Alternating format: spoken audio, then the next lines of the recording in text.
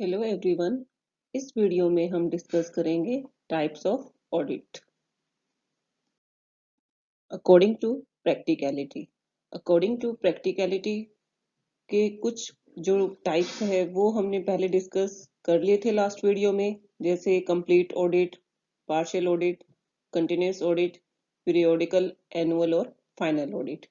इस वीडियो में हम डिस्कस करेंगे interim audit, cash audit, cost audit, management audit, internal audit, external audit.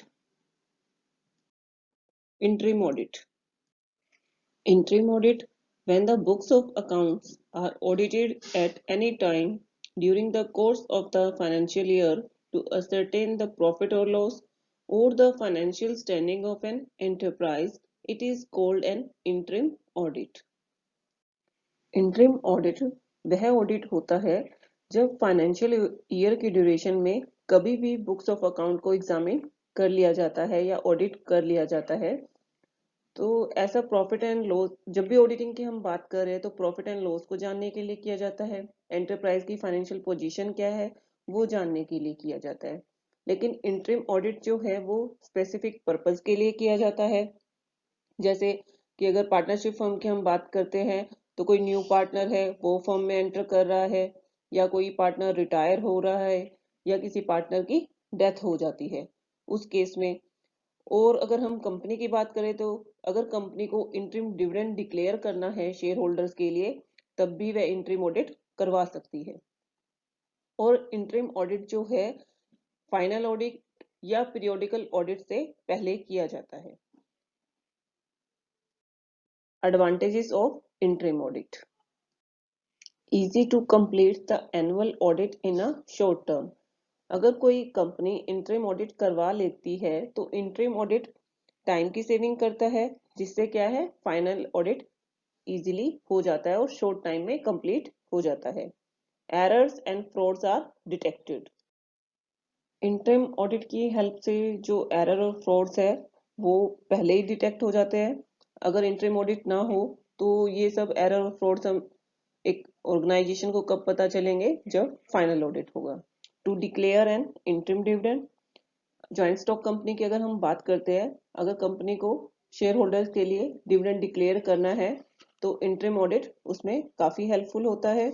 To make useful suggestion, अगर auditor जब interim dividend कर रहा है तो वो ऑर्गेनाइजेशन के ओनर को और मैनेजमेंट को यूजफुल सजेशन भी प्रोवाइड कर देते हैं, जिससे एरर और फ्रॉड को इजीली डिटेक्ट किया जा सकता है।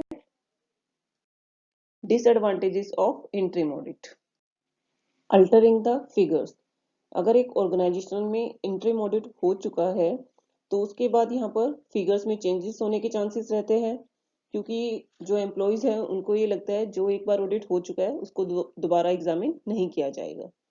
Prepare interim audit report, auditor का जो स्टाफ है उसको काफी टाइम स्पेंड करना पड़ता है और इंटरिम ऑडिट रिपोर्ट प्रिपेयर करनी पड़ती है। And unnecessary additional workload, interim audit additional work लगता है अननेसेसरी, क्योंकि फाइनल ऑडिट तो फिर भी होना ही है। Interfere in the normal day to day functions of the business, अब जो इंटरिम ऑडिट है इससे क्या है एम्प्लॉयज का जो डे टू डे एक्टिविटीज चल रही होती है उसमें इंटरफेयर होता है, क्योंकि जो ऑर्गेनाइजेशन के एम्प्लॉयज हैं उनको ऑडिटर के स्टाफ को इंफॉर्मेशन और एक्सप्लेनेशन प्रोवाइड करनी पड़ती है। Difference between continuous audit and interim audit: objective, continuous audit के केस में कोई स्पेसिफिक ऑब्जेक्टिव नहीं होता है ऑडिटिंग का, लेकिन इंटरिम ऑडिट के केस में स्पेसिफिक ऑब्जेक्टिव होता है, जैसे इंटरिम डिविडेंड डिक्लेयर करना हो, फाइनेंशियल स्टेटस पता करना है, या पार्टनरशिप फर्म के केस में जैसे हमने अभी बताया कि कोई पार्टनर एंटर कर रहा हो या रिटायर हो रहा हो। पीरियड, कंटिन्यूस ऑडिट के केस में ऑडिट जो है रेगुलर और इरेगुलर इंटरवल के ड्यूरेशन में होता रहता है, लेकिन इंटरिम ऑडिट के केस में ये अकाउंटिंग ईयर के किसी पर्टिकुलर पार्ट पर ही कंडक्ट किया जा रहा होता है। चेकिंग, कंटिन्यूस ऑडिट के केस में चेकिंग डिटेल और इंटेंसिव होती है, लेकिन इंटरिम ऑडिट के केस में डिटेल और इंटेंसिव चेकिंग पॉसिबल नहीं हो पाती।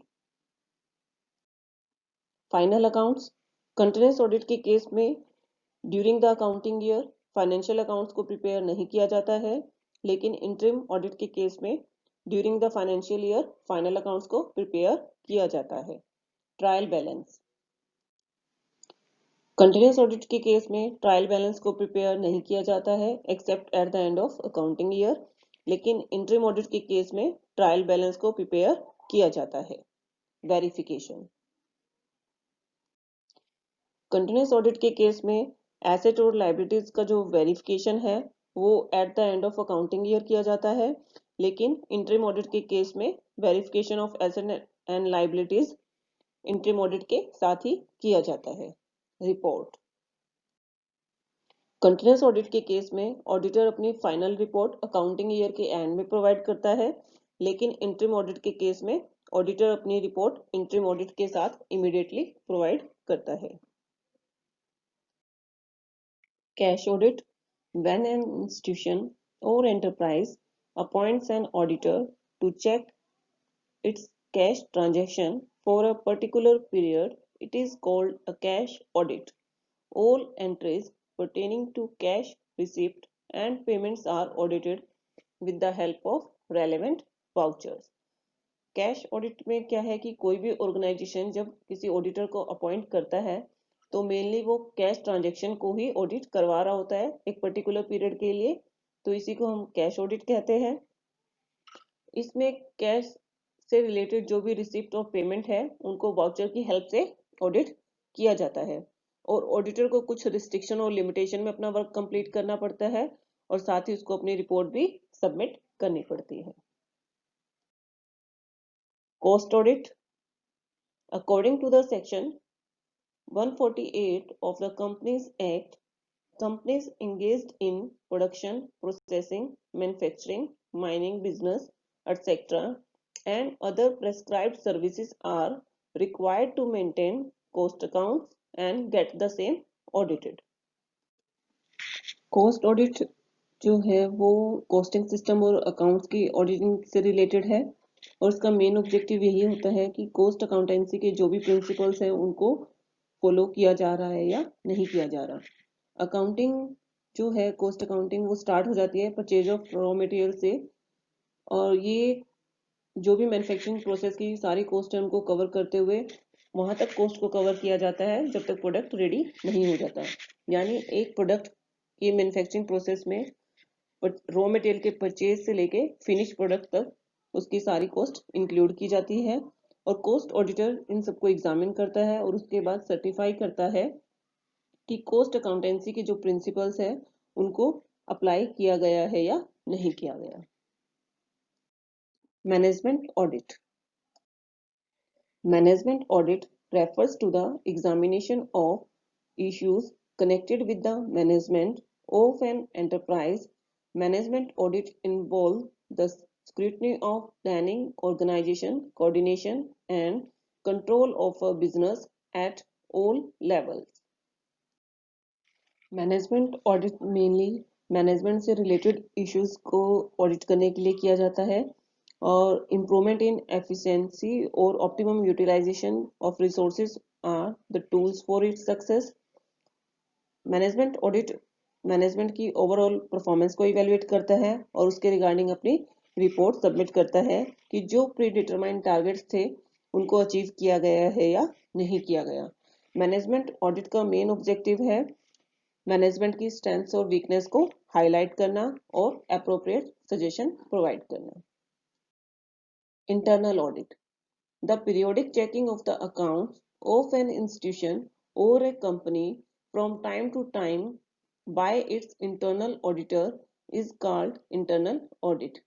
An internal auditor gets a salary like any member of the staff and need not necessarily be a chartered accountant. Internal audit जो है वो इंटरनल ऑडिटर के थ्रू किया जाता है, और इंटरनल ऑडिटर को सैलरी मिलती है जैसे ऑर्गेनाइजेशन के अदर एम्प्लॉयज को मिलती है, और उसके लिए ये मैंडेटरी नहीं होता कि वो चार्टर्ड अकाउंटेंट हो। और इंटरनल ऑडिटर का मेनली वो बुक्स ऑफ अकाउंट्स को एग्जामिन करता है, लेकिन उसको यहाँ पर कोई रिपोर्ट सबमिट नहीं करनी होती है। Objects of internal audit. The main object of internal audit is to maintain the working capability of accountancy, to examine the work done by employees, to immediately detect error or frauds in the accounts, to ensure that all action are carried out as per accepted principles, to locate shortcoming and take necessary steps, to make suggestion for improvement in organizational structure. Internal audit का main objective यही है कि ये check करना कि जो भी employees हैं ऑर्गेनाइजेशन के वो अपना वर्क टाइमली कंप्लीट कर रहे हैं या नहीं कर रहे। अगर कोई एरर और फ्रॉड्स डिटेक्ट होता है तो वो इमिडिएटली डिटेक्ट हो जाता है। जिस और ये भी चेक करना कि जो भी अकाउंट्स से रिलेटेड अकाउंटिंग से रिलेटेड जो भी प्रिंसिपल्स हैं उनको फॉलो किया जा रहा है या नहीं। अगर कोई शॉर्टकमिंग्स है तो उसको रिमूव करने के लिए नेसेसरी स्टेप्स भी उठाए जा सकते हैं। Requisites of internal audit. Adequate and competent staff. Internal audit department के पास अपना एडिक्वेट और क्वालिफाइड कॉम्पिटेंट स्टाफ होना चाहिए जिससे वो अपने वर्क को अच्छे से कर सके और अगर रिक्वायरमेंट हो तो उनके लिए ट्रेनिंग का भी अरेंजमेंट किया जाना चाहिए। Sufficient freedom. इंटरनल ऑडिटर को फ्रीडम होनी चाहिए ताकि वो अपना वर्क कंप्लीट कर सके। जो इंटरनल ऑडिटर है वो एम्प्लॉय होता है ऑर्गेनाइजेशन का और उसको रिपोर्ट प्रिपेयर करके अपने सीनियर एम्प्लॉय को प्रोवाइड करनी होती है। तो इस कंडीशन में उसको वो फ्रीडम नहीं मिल पाती है जो एक एक्सटर्नल ऑडिटर को मिलती है, लेकिन फिर भी उनको कुछ एडिक्वेट फ्रीडम प्रोवाइड की जानी चाहिए, जैसे freedom to plan. Freedom to plan में जो इंटरनल ऑडिटर है उसको फुल फ्रीडम होनी चाहिए कि उसको अपना वर्क कैसे प्लान करना है और उसको कौन सी टेक्निक यूज करनी है जिससे वो एग्जामिन कर पाए। तो यहाँ पर उसको फुल फ्रीडम होनी चाहिए। अगर उसको मैनेजमेंट से कोई अप्रूवल भी लेना है तो वो एक स्टेप होना चाहिए पर ऑब्स्टेकल नहीं होना चाहिए। Freedom to report. Internal auditor जो है उसको रिपोर्ट प्रिपेयर करके अपने सीनियर एम्प्लॉयज को प्रोवाइड करनी पड़ती है। तो उससे जितने भी सीनियर पर्सन होंगे उसकी रिपोर्ट वहाँ पर फॉरवर्ड होती रहेगी। तो बेटर यही रहता है कि वो इंटरनल ऑडिटर जो है वो अपनी रिपोर्ट बोर्ड ऑफ डायरेक्टर्स को प्रोवाइड करे जो कि टॉप मैनेजमेंट है, जिससे टॉप मैनेजमेंट क्या होगा, जो भी ऑर्गेनाइजेशन की स्टेट ऑफ अफेयर्स है उससे अवेयर रहेगा। Freedom regarding division of duty. Internal audit department का जो स्टाफ है उस पर कंट्रोल सिर्फ इंटरनल ऑडिटर का होना चाहिए और उसी को ये राइट होना चाहिए और फ्रीडम होनी चाहिए कि वो उनको कौन सी ड्यूटी असाइन करना चाहता है। Procedure of internal audit clearly defined.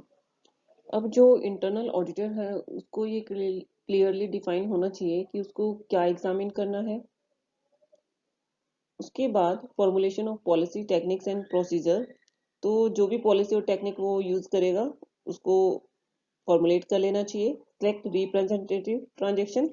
जो भी ट्रांजेक्शन वो सिलेक्ट कर रहा है तो उसको कुछ ही ट्रांजेक्शन सिलेक्ट करनी है और वो ट्रांजेक्शन जो है वो रिप्रेजेंटेटिव होनी चाहिए। Selected transaction examine in detail.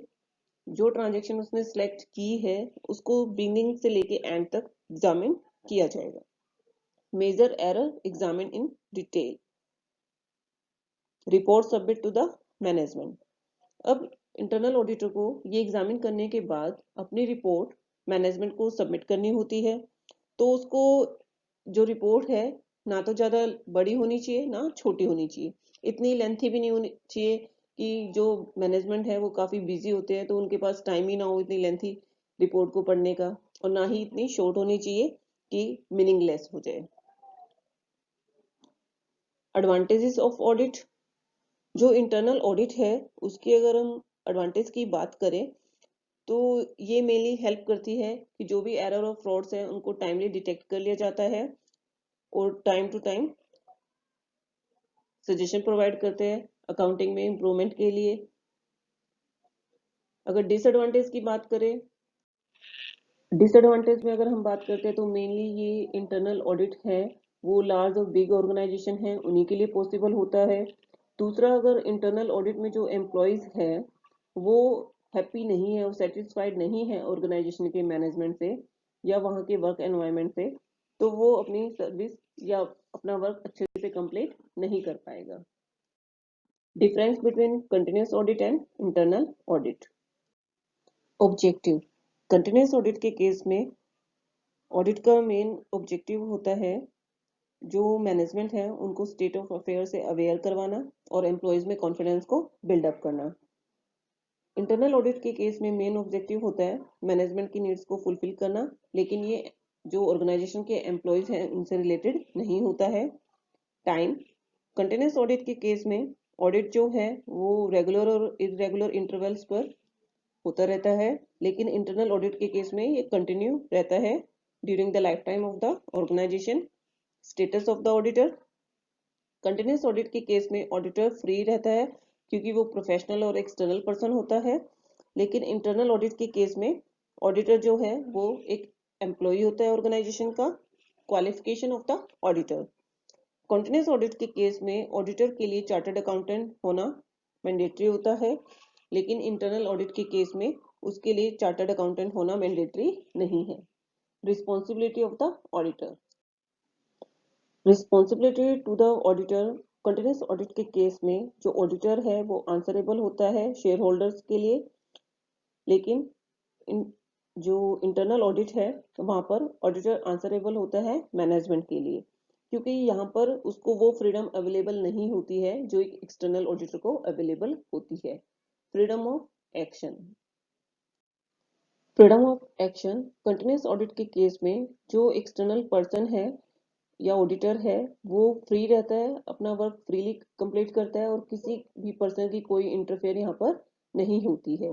लेकिन इंटरनल ऑडिट के केस में जो ऑडिटर है वो ऑर्गेनाइजेशन का एक एम्प्लॉय होता है और उसके लिए जो फ्रेमवर्क डिफाइन किया गया है उसको सिर्फ उसी के अंदर रहकर अपना काम कंप्लीट करना होता है। रिपोर्ट। कंटिन्यूस ऑडिट के केस में ऑडिटर को अपनी फाइनल रिपोर्ट प्रोवाइड करनी पड़ती है, लेकिन इंटरनल ऑडिट के केस में ऐसा मैंडेटरी नहीं होता है। External audit. External audit is the inspection of the books of accounts of an organization by an independent and qualified chartered accountant or certified auditor. The auditor is not related personally in any manner to the organization and is free to define the procedure and work independently and is paid a predetermined fee for his services. External audit जो है उसमें books of accounts का जो inspection है वो independent और external person के through किया जाता है जो कि चार्टर्ड अकाउंटेंट होता है या सर्टिफाइड ऑडिटर होता है, और ये किसी भी ऑर्गेनाइजेशन से पर्सनली रिलेटेड नहीं होता है और इनका जो प्रोसीजर है या वर्क का एरिया है, स्कोप है, वो पहले से ही डिफाइन कर दिया जाता है और ये इंडिपेंडेंटली अपना वर्क कंप्लीट कर सकते हैं और इनको पहले से डिसाइड जो फीस है वो पे की जाती है। Difference between external audit and internal audit. Qualification of the auditor. Only chartered accountant और सर्टिफाइड ऑडिटर है वो ही एज ए एक्सटर्नल ऑडिटर काम कर सकते हैं एक्सटर्नल ऑडिट के केस में, लेकिन इंटरनल ऑडिट के केस में कोई भी पर्सन जिसको अकाउंटेंसी की नॉलेज है वो as a internal auditor work कर सकता है। अपॉइंटमेंट। एक्सटर्नल ऑडिट के केस में जो ऑडिटर है उसकी अपॉइंटमेंट एवरी ईयर की जाती है मैनेजमेंट के द्वारा और वो फ्री होता है किसी अदर ऑर्गेनाइजेशन में भी काम करने के लिए, लेकिन इंटरनल ऑडिट के केस में जो ऑडिटर है अपॉइंट तो मैनेजमेंट के द्वारा किया जाता है लेकिन वो अदर ऑर्गेनाइजेशन में काम नहीं कर सकता। ऑब्जेक्टिव। एक्सटर्नल ऑडिट के केस में मेन जो ऑब्जेक्टिव है अकाउंट्स को एग्जामिन करना और उनकी रेलेवेंस और करेक्टनेस को शो करना, लेकिन जो इंटरनल ऑडिट के केस में ऑब्जेक्टिव है वो है अकाउंट्स में जो भी इनएक्यूरेसीज हैं उनको एलिमिनेट करना। Freedom of work. External auditor जो है वो कंप्लीट फ्रीडम के साथ अपना काम कंप्लीट करता है, लेकिन इंटरनल ऑडिटर को वो सारी फ्रीडम नहीं मिलती है, उसको जो लिमिट डिसाइड की गई है उसी में रहकर अपना काम कंप्लीट करना पड़ता है। पोजीशन। एक्सटर्नल ऑडिटर जो है वो इंडिपेंडेंट और अनबायस्ड पर्सन होता है और वो फ्री होता है ओनर और मैनेजमेंट के इन्फ्लुएंस से। लेकिन जो इंटरनल ऑडिटर है वो अपॉइंट भी मैनेजमेंट के द्वारा ही किया जाता है और वर्क भी उनके इंस्ट्रक्शन के अकॉर्डिंग ही करता है। Importance of work. External auditor का जो वर्क है वो इम्पोर्टेंट होता है क्लाइंट के लिए, शेयर होल्डर्स, पब्लिक और गवर्नमेंट के लिए। लेकिन इंटरनल ऑडिटर का जो वर्क है वो रेलेवेंट होता है बिजनेस के ओनर के लिए। स्कोप। एक्सटर्नल ऑडिट के केस में जो ऑडिटर है वो इंडिपेंडेंटली अपना वर्क कर सकता है, वो फ्री होता है, उसको कंप्लीट फ्रीडम मिली होती है। लेकिन इंटरनल ऑडिटर के केस में वहां पर उसको उतना स्कोप अवेलेबल नहीं होता। उसके लिए जो कॉन्ट्रैक्ट में लिमिटेशन डिसाइड की गई है उसको उन्हीं के अकॉर्डिंग ही वर्क अपना कंप्लीट करना पड़ता है। Suggestions for improvement. External auditor जो है वो रिस्पॉन्सिबल नहीं है कि मैनेजमेंट को सजेशंस प्रोवाइड करे अपने मेथड्स को इम्प्रूव करने के लिए। लेकिन इंटरनल ऑडिटर के लिए की ये ड्यूटी बनती है कि वो टाइमली सजेशन प्रोवाइड करे जिससे इंटरनल चेक सिस्टम में इम्प्रूवमेंट की जा सके। Difference between internal audit and statutory audit. Nature. Internal audit जो है वो इंटरनल सिस्टम का ही पार्ट है और जो ऑर्गेनाइजेशन में ही प्रेजेंट होता है। लेकिन स्टैट्यूटरी ऑडिट जो है वो इंडिपेंडेंट एग्जामिनेशन है, कंपल्शन। इंटरनल ऑडिट कंपल्सरी नहीं होता है लेकिन स्टैट्यूटरी ऑडिट कंपल्सरी होता है। अपॉइंटमेंट। इंटरनल ऑडिटर की अपॉइंटमेंट मैनेजमेंट के द्वारा की जाती है लेकिन जो स्टैट्यूटरी ऑडिटर है उसकी अपॉइंटमेंट कंपनी और गवर्नमेंट के थ्रू की जाती है। ऑब्जेक्ट। इंटरनल ऑडिट का मेन ऑब्जेक्टिव जो है वो एरर और फ्रॉड्स को डिटेक्ट करना और इंटरनल कंट्रोल सिस्टम को इफेक्टिव बनाना है। लेकिन स्टैट्यूटरी ऑडिट के केस में इसका मेन ऑब्जेक्टिव रिपोर्ट प्रोवाइड करना है शेयर होल्डर्स को कि जो भी अकाउंट्स प्रिपेयर किए गए हैं वो करेक्ट है, एक्यूरेट है। Duration. Internal audit continuous audit है लेकिन स्टैट्यूटरी ऑडिट जो है वो फाइनल अकाउंट्स के प्रिपेयर होने के बाद ही किया जाता है। क्वालिफिकेशन। इंटरनल ऑडिटर के लिए कोई स्पेशल क्वालिफिकेशन की रिक्वायरमेंट नहीं है, उसको सिर्फ अकाउंट्स की नॉलेज होनी चाहिए। लेकिन स्टैट्यूटरी ऑडिट के केस में जो ऑडिटर है उसके लिए चार्टर्ड अकाउंटेंट होना मैंडेटरी होता है। स्कोप। स्कोप और रिस्पॉन्सिबिलिटी जो है इंटरनल ऑडिटर की वो मैनेजमेंट डिटरमाइन करता है। लेकिन स्टैट्यूटरी ऑडिट के केस में स्कोप और रिस्पॉन्सिबिलिटी है जो स्टैट्यूटरी ऑडिटर की वो लीगल एनेक्टमेंट के द्वारा डिटरमाइन की जाती है। स्टेटस।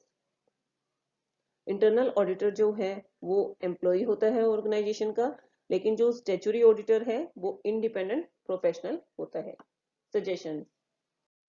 इंटरनल ऑडिटर जो है वो time to time valuable suggestion provide करता है मैनेजमेंट को जिससे इसको ज्यादा एफिशिएंट बनाया जा सके। लेकिन स्टैट्यूटरी ऑडिटर नॉर्मली इस तरह की सजेशन प्रोवाइड नहीं करते हैं। रिपोर्ट। इंटरनल ऑडिट के केस में कोई रिपोर्ट सबमिट करने की रिक्वायरमेंट नहीं होती है लेकिन स्टैट्यूटरी ऑडिट के केस में ऑडिटर को एक रिपोर्ट सबमिट करनी होती है जो शेयर होल्डर्स गवर्नमेंट के लिए इम्पोर्टेंट होती है। Thank you.